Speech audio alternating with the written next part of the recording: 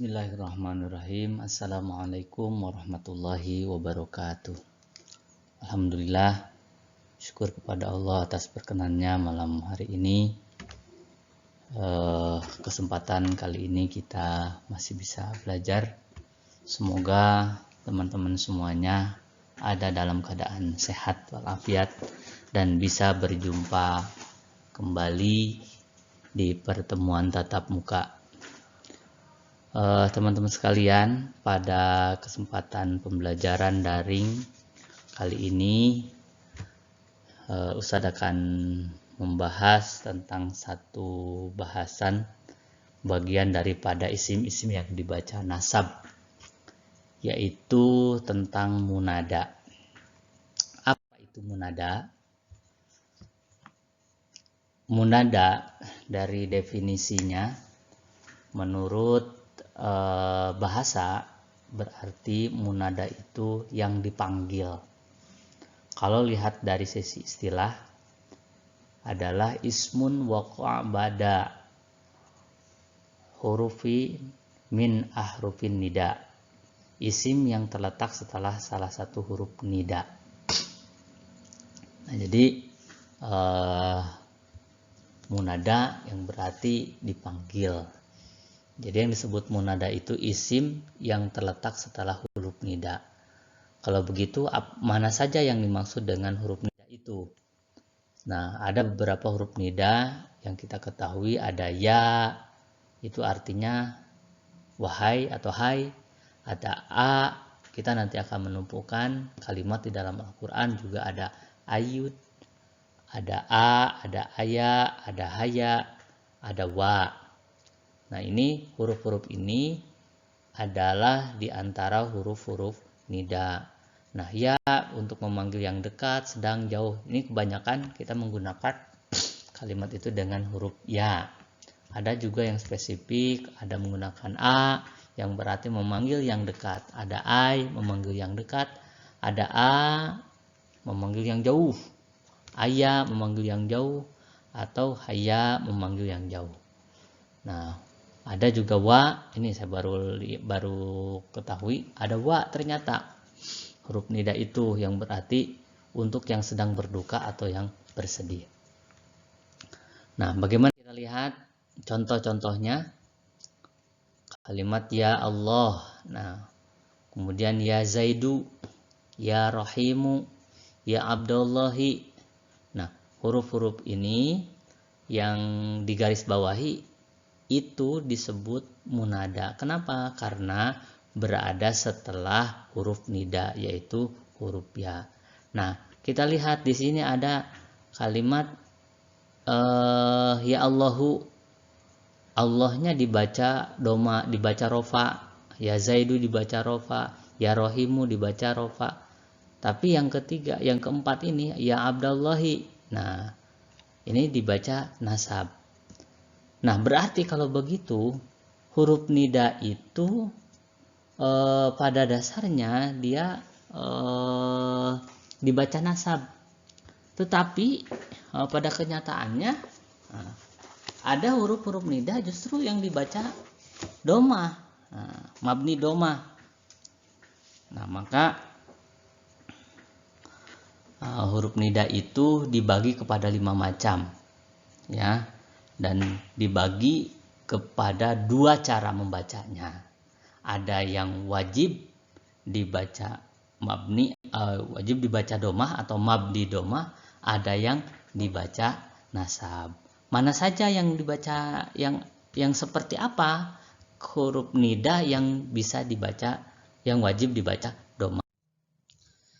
Nah, untuk pembagian munada ini ada tadi sudah dikatakan bahwa untuk munada itu bisa dibaca fathah dan juga wajib atau mabni domah. Nah, kita lihat kenapa mabni domah. Jadi ada 2 ininya, ada 2 tempatnya ya mabni domah itu. Ada ketika munadanya berbentuk mufrad alam, contohnya Muhammadun, Aliyun, Bakrun. Nah, ketika masuk huruf nida, maka Muhammadun itu dibaca ya Muhammadu. Nah, itu yang pertama. Kemudian yang kedua, yang mabni domah itu adalah isim munadanya dibentuk dari isim nakiroh maksudah. Isim nakiroh itu isim yang bentuknya umum, ya, isim yang bermakna umum, tapi dimaksudkan maksud tertentu, ya, dimaksudkan tertentu. Nah, misalkan kata tobibun, rojulun. Nah, tobibun, rojulun itu ketika diawali oleh huruf nida, maka wajib dibaca domah atau mamni domah. Contohnya ya tobibu. Nah, umpama misalkan ketika kita menunjukkan bahwa tobib yang dimaksud adalah orang tertentu, tobib misalkan, wahai dokter, ketika ketemu dengan dokternya sudah jelas dokter yang kita maksud, ya tobibu. Nah, itu yang dimaksud dengan isim nakiroh. Nah, terus nakiroh maksudah. Terus yang kedua, dibaca fathah, ya.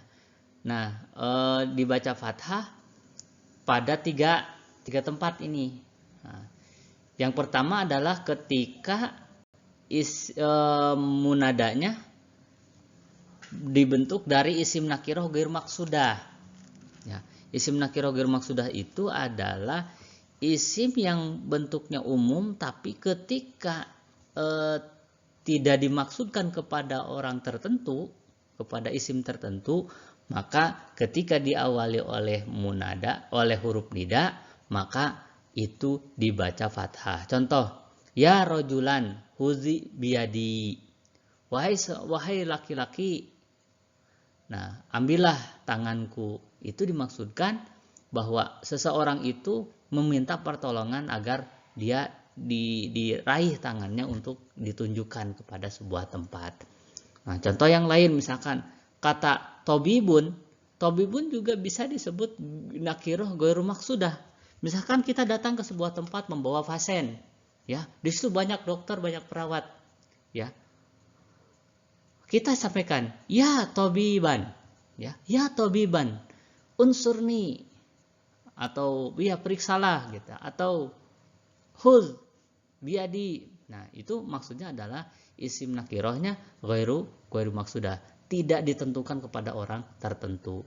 Ketika ditentukan kepada orang tertentu, tadi ketika kita minta pertolongan seorang pasien, maka dibaca domah. Yang kedua, yang dibaca fathah itu ketika munadanya dibentuk dari mudhof, ya, Rasulullahi, ya, Abdullahi. Nah, contohnya, nah, jika diawali oleh huruf nida, ya Rasulallahi, ya Rasulallahi, ya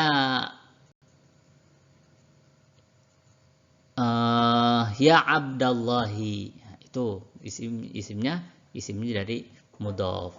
Kemudian yang ketiga adalah dari syibhul mudhof. Syibhul mudhof itu isim yang menyerupai mudhof. Contoh di sini, ya rokiban farsan, wahai yang mengendarai kuda. Nah, rokiban farsan itu seperti bentuknya isim yang disebut dengan syibhul mudhof, yang menyerupai mudhof. Baik anak-anak, demikian itulah yang bisa disampaikan pada kesempatan kali ini. Semoga kita semua dibimbing oleh Allah untuk diberikan pemahaman. Subhanakallahumma wa bihamdika asyhadu an la ilaha illa anta astaghfiruka wa atubu ilaik. Assalamualaikum warahmatullahi wabarakatuh.